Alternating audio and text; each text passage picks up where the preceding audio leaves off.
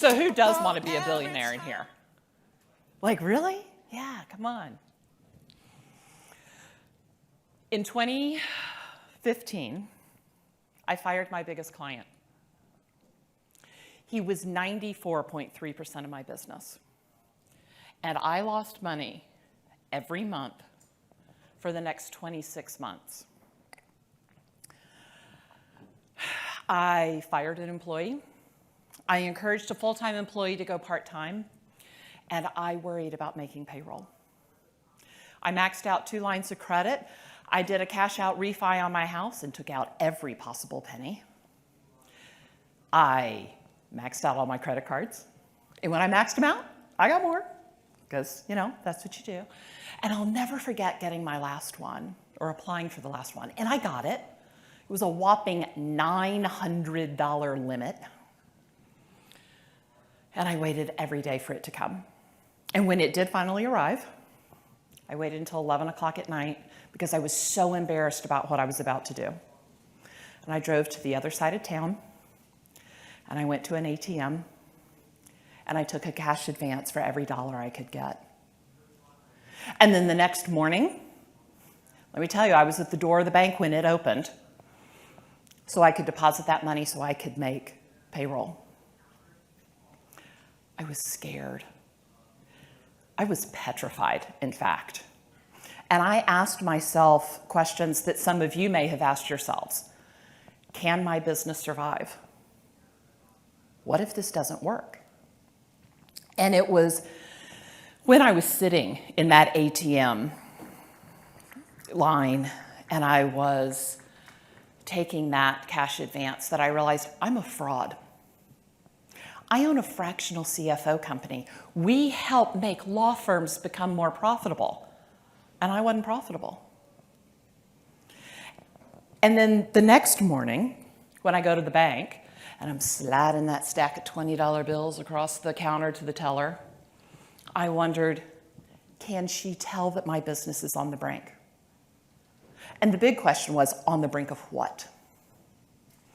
And I realized during that I needed to hire myself, that I needed to do for my company what we do for so many other companies. So now, we are consistently hiring, and I don't worry about making payroll. Now, instead of worrying if a credit card charge is going to go through, I'm completely out of debt. And now, instead of wondering if my business is going to survive, I am confident in the decisions we're making, and I know we are going to continue to grow and be more profitable. So what I want to do, I've got about 15 minutes. I want to teach you what I did for us and what we do for clients. And here's the thing. We call it the rule of thirds. 1/3 of your revenue goes to pay your people. 1/3 of revenue goes to overhead, and 1/3 of revenue goes to profit. Sounds pretty easy, a little harder to implement than you think. So let's dig in and look at the first third, and that's people. And when we talk about people, that includes you, that includes your salary in that third.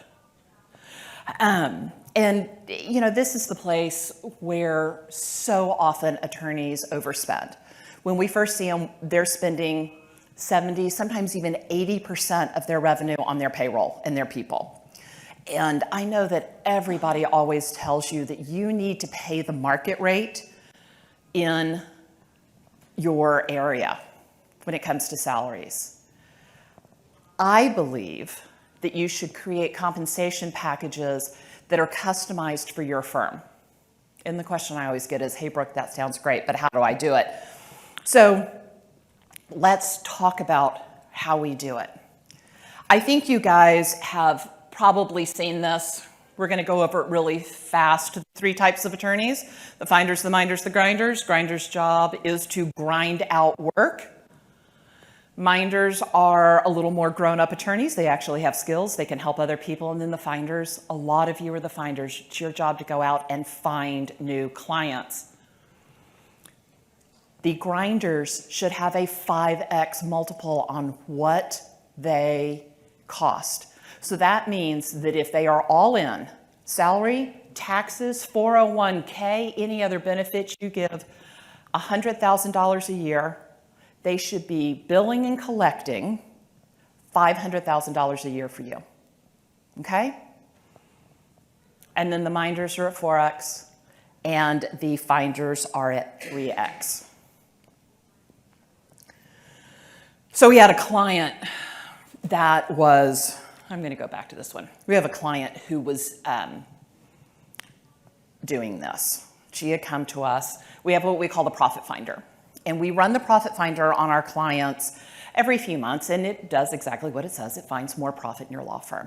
And you all are attorneys. You went to law school because, you were promised no numbers, right? You have one math formula, 1/3 of any number. That's the one formula they taught you, right?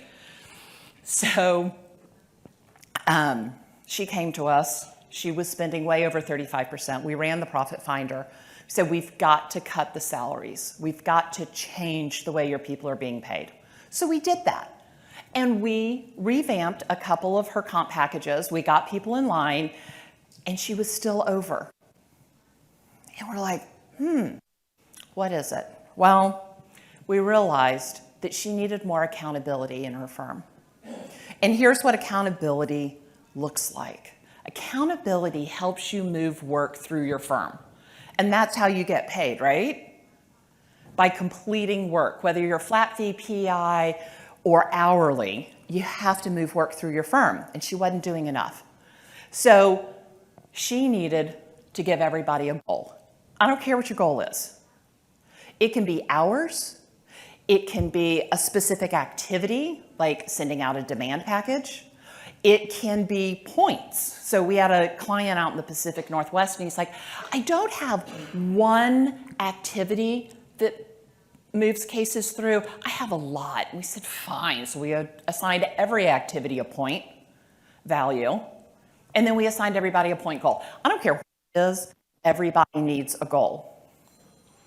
The second point is discussions. Assigning a goal is great, but if you're not sitting down with your billable people every single week and having a discussion that goes something like, did you make your goal or not make your goal last week? Why did you make your goal? Why didn't you make your goal? And then what are you going to do next week to do better? The third part of accountability is discipline. We talk to a lot of law firms. And one of the things we've heard is from the employees is that their owners go to events like this. They get all these great ideas. They come home. They say, we're going to do this. And after 2-3 weeks, max 2 months, they kind of forget about it. So employees have learned that they can outlast any new idea you have. You have to have the discipline to keep on this, to have those weekly meetings. You have to have the discipline to hold them to their goals. Now, there is a second part of discipline, and that's consequences. If you have a goal and there is no consequence for missing it week after week after week, it's useless. Now, we know this works. We taught Heather this. Heather did it. Her production went up 40%. 40. Do you know how much extra that cost her? 0. It all went into her pocket. And we know it works because 4 years later, her production is still that high. All right, so let's talk about some things that you can do to help you make your people more profitable. The first is calculate the multiples on all your people, on all your billable people. Are your grinders getting 5x? Are your minders getting 4x? The second thing is give everybody a goal. It's simple, it's easy. All right, let's talk about the next topic. That's overhead. So I mentioned the profit finder that we used with Heather, and we use it with a lot of our clients, and we do it, kind of periodically. And when we designed the profit finder, we took overhead and divided it into 2 buckets: marketing and everything else. And we did this because marketing seems to be the place where all reason goes out the window, right? So you should be spending between 5 and 10% of your revenue on marketing. You got that? 5 to 10%. When we first see clients, it's way over that. So we had a client named Sam, and he came to us and he wasn't spending 10%. He wasn't spending double that. He was spending something closer to triple. And we said, okay, we need to cut your digital marketing budget by $10,000 a month. Now, when we start saying we're going to cut your marketing budget, people are like, what are you talking about? And Sam went, what are you talking about? We said, we've done the research, we've done the math. This is what we're going to do. And so he said, all right, I trust you guys. We cut the digital marketing budget by $10,000. And do you know what happened? Nothing. He had the same number of clients coming in that he did before, the same number of sales calls, the same conversion rate, the same everything, except that now he had an extra $10,000 a month to plow back into the firm, or an extra $120,000 a month that he could put in his pocket and take home.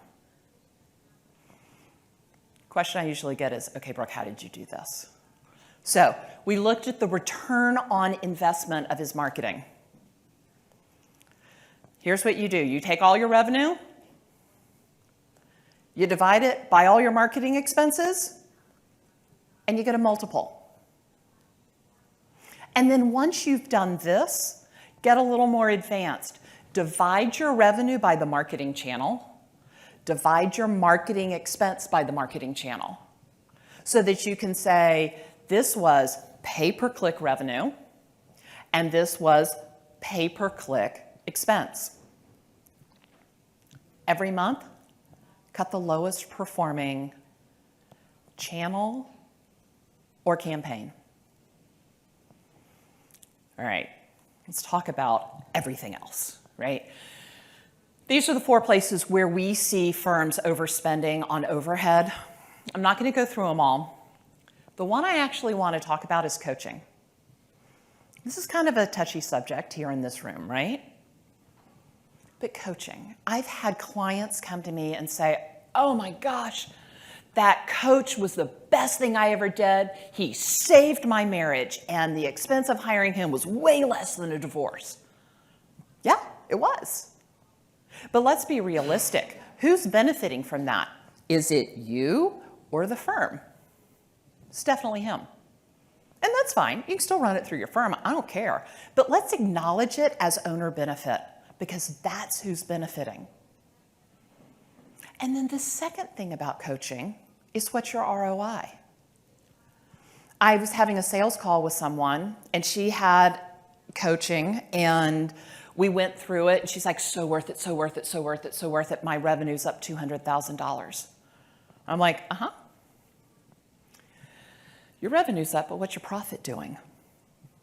When you are looking at the ROI of your coaching, you want to take your increase in profit and divide that by the cost of coaching. And when I say cost of coaching, I'm not just talking about the coaching cost. I'm talking about the travel, the hotels. Some people would even say the opportunity cost of not billing.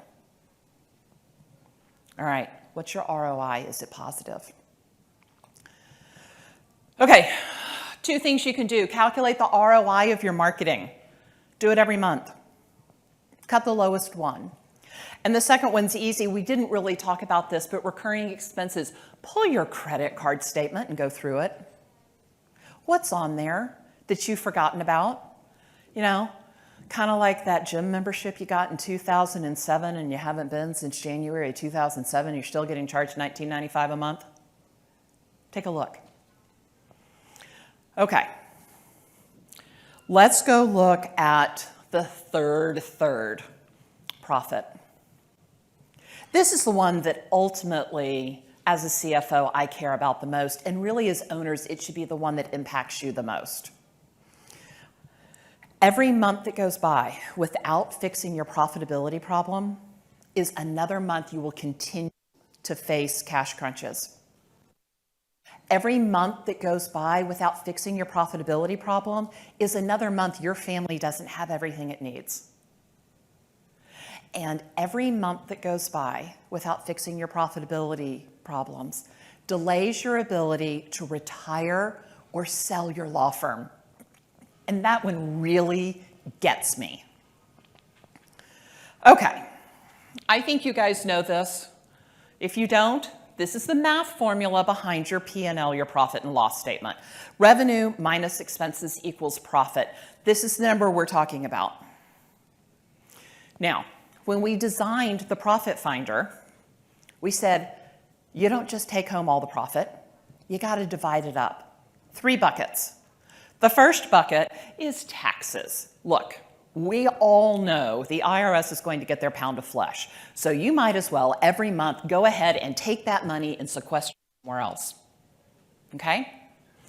The second bucket is a war chest.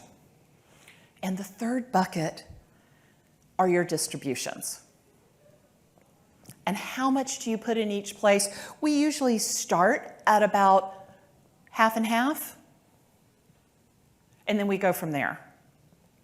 But I want to talk about your distributions. As the owner of the law firm, you should be properly compensated for the time, the effort, and the risk you are taking on to own this law firm. However, one of the phenomenons we see a lot is that when firms start to hit that $1 million mark, the owners are like, oh my God, I'm finally making money. And they take every penny out, every single penny. And we call this starving the firm. And I understand why it happens. Those owners have probably financed this firm on their personal credit cards. They haven't taken a vacation in a long time. They're driving a car that really needs to be replaced. I get that. It's all deferred spending. I totally understand it. But the problem is that it stops your firm from growing. So you don't want to take 100% of profit as distributions. The number that ultimately we care about the most for the clients we work with is owner compensation. And I want you to realize there's a difference between profit and owner compensation. Okay? Profit, you know what that is. We've talked about that. You know what a distribution is. Your owner's comp comes from 3 places. It's your salary, it's your distributions, and it's all that personal crap you run through the office. Like, I know you do it. We all do it. I don't care as long as your CPA is good with it. Not any of my business. Now, if you are over $1 million in revenue, your total owner comp should be 35%. If you are $250,000 and below, it should be 70%. And it's a sliding scale in between. All right? If you have more questions about that, I can answer them later. So, things you can do for your profit. First of all, monitor your profit. Look at it every month. Is it going up? Is it going down? And does it meet your needs? And the second one is just figure out your owner comp. Are you getting the percentage you should be? So one of the most common questions I get is, hey, Brooke, this sounds great, but can you help me get control of my numbers? And yes, we can. And the first step is at the end of this, I'm going to put up a QR code. And I'm going to give you access to the profit finder that we use with our clients. Okay? And what this does is it shows you where you're overspending and where you're underspending, and it gives you a plan to fix it.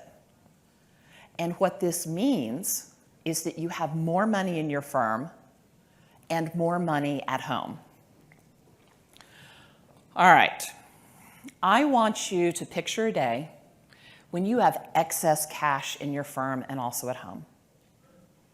I want you to picture a day when your accountant calls and says, "I've never seen such a profitable law firm." I want you to picture a day when you look forward to going to the office because you've got the law firm of your dreams.